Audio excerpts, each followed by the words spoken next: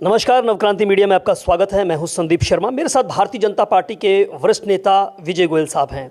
बात करेंगे जो दिल्ली की सियासत है।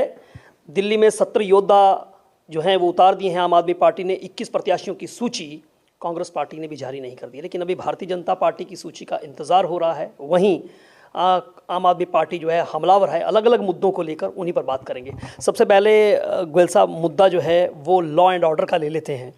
आम आदमी पार्टी की नैरेटिव जो है वो सेट कर रही है दिल्ली के अंदर कि दिल्ली की कानून व्यवस्था जो है वो बहुत बेकार है और आए दिन स्कूल्स के अंदर धमकियां मिल रही हैं, फिरौतियां मांगी जा रही हैं, लोग अपने आप को असुरक्षित महसूस कर रहे हैं और कुल मिलाकर उनके निशाने पर जो है वो गृह मंत्री अमित शाह है। क्या कहना चाहते हैं सर? दिल्ली में सरकार किसकी है? आम आदमी पार्टी की है, केजरीवाल की सरकार है, आतिशी की सरकार है। उनकी जिम्मेदारी कुछ नहीं है, उनकी जिम्मेदारी सिर्फ राजनीति करने की है जी। यही केजरीवाल का एक वीडियो निकाल के देता हूँ आपको, जिसमें वो कह रहे हैं शीला दीक्षित के पास लॉ एंड ऑर्डर नहीं है तो क्या है। एक मुख्यमंत्री इतनी सशक्त होती है कि वो चाहे कानून की व्यवस्था कर सकती है। मुझे तो लगता है कानूनी व्यवस्था खराब करने के अंदर भी इनका ही रोल है। और आज आप देख रहे हैं किस तरह से अपोजिशन जो है देश के अंदर विश्वास की कमी लाने की कोशिश कर रही है। तो मैं समझता हूँ इसके ऊपर सिर्फ राजनीति हो रही है और अमित शाह ने उसमें क्या करना है। और पिछले दिनों के अंदर आप देखेंगे तो पिछले आंकड़े निकाल कर देखिए और नए आंकड़े निकाल कर देखिए तो उसके बाद केजरीवाल को चाहिए कि वो लॉ एंड ऑर्डर के ऊपर पुलिस का मनोबल बढ़ाएं, ना कि गिराएं। मैं आपसे एक बात पूछता हूं, क्या दिल्ली के मुख्यमंत्री अगर पुलिस कमिश्नर को तलब करेगा तो क्या पुलिस कमिश्नर आकर उनको रिपोर्टिंग करेंगे या नहीं करेंगे, या उनके सुझाव मानेंगे या नहीं मानेंगे जाकर? दिल्ली की जो पूरी व्यवस्था है उसको देखना पड़ेगा इस बात से भी कि आपके यहाँ लगातार बांग्लादेशी और रोहिंग्या बढ़ते जा रहे हैं। आप उनको सपोर्ट कर रहे हैं, आप उनके वोट बैंक बना रहे हैं। मैं रोहिंग्या और बांग्लादेश पर आपका जवाब लूंगा, लेकिन सबसे पहले हम लॉ एंड ऑर्डर की अगर बात करें तो जैसा कि उनका कहना है कि पहले कभी ऐसी व्यवस्था नहीं थी। आपको इसके पीछे क्या लगता है? आए दिन स्कूल्स में जो है बम की धमकियां दे देना, जो जगह जगह पर जो है वो फिरौती मांग देनी, कई गोलियां चल जाना, इसके पीछे, क्योंकि दिल्ली पुलिस जो है वो गृह मंत्री के केंद्र सरकार के अंतर्गत आती है, तो आप इसको कैसे लेते हैं? इसके पीछे आप लगता है कि क्या वजह क्या है कि इस तरह की घटनाएं क्यों आ रही हैं? कि अभी तक तो ये भी नहीं मालूम है कि ये फेक कॉल्स हैं या ठीक कॉल्स हैं। तो पहले सबसे बड़ी बात, इसकी जाँच होनी बहुत ज़रूरी है।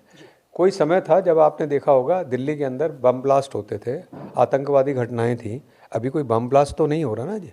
और कोई दिल्ली की पॉपुलेशन जरा लगातार आगे बढ़ती जा रही है, उसके हिसाब से और व्यवस्थाएं करनी पड़ेंगी।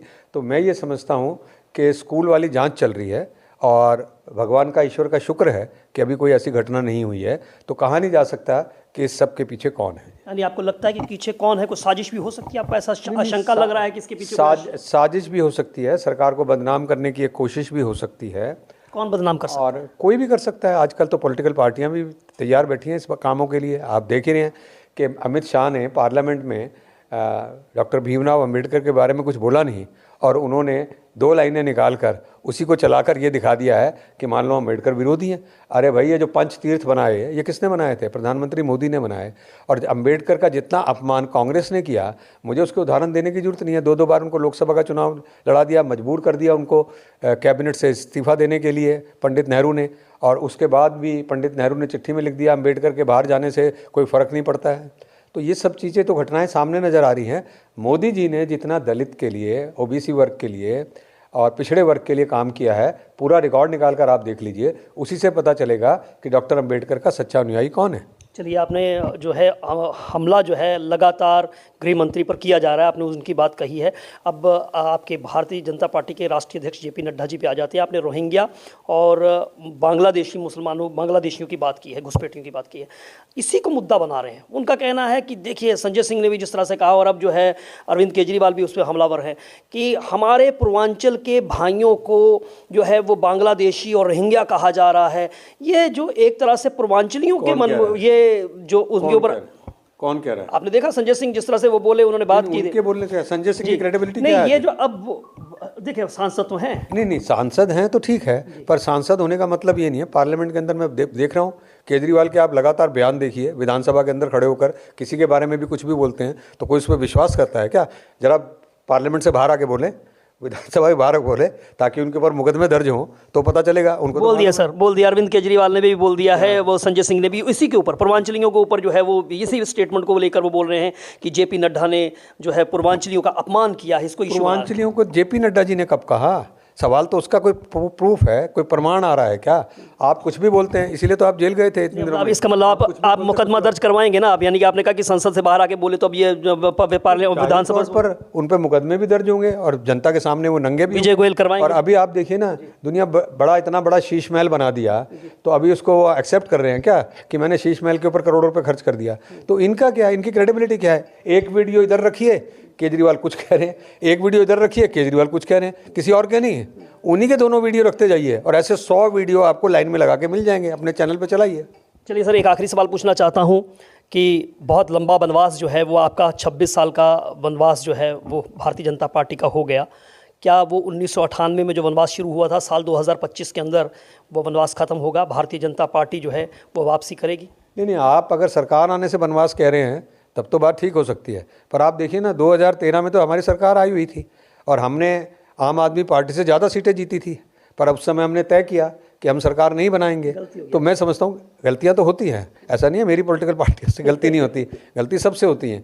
पर सबसे बड़ी बात आज माहौल क्या है? आज माहौल वो बन गया है जो 77 के अंदर बना था कि भाई अब कांग्रेस नहीं चाहिए तो इंदिरा गांधी भी हारेगी, संजय गांधी भी हारेंगे जी। उसी तरह का आज माहौल बना है कि केजरीवाल नहीं चाहिए हमको, तो ये केजरीवाल, आतिशी और ये जितने भी लोग हैं इनके, ये सब खुद भी हारने वाले हैं और इनकी पार्टी की सत्ता से बाहर हो जाएगी। आप समझिए, गरीब आदमी, सबसे बड़ी बात क्या है जी, आज गरीब आदमी ये समझ गया है कि ये आदमी झूठ बोलता है, इसने पॉल्यूशन पे कुछ नहीं किया, इसमें यमुना पे कुछ नहीं किया, इसने ट्रांसपोर्ट पे कुछ, पब्लिक ट्रांसपोर्ट पे कुछ नहीं किया और इसने टूटी सड़कों पे कुछ नहीं किया। 2 दिन टूटी सड़कों पे चले थे।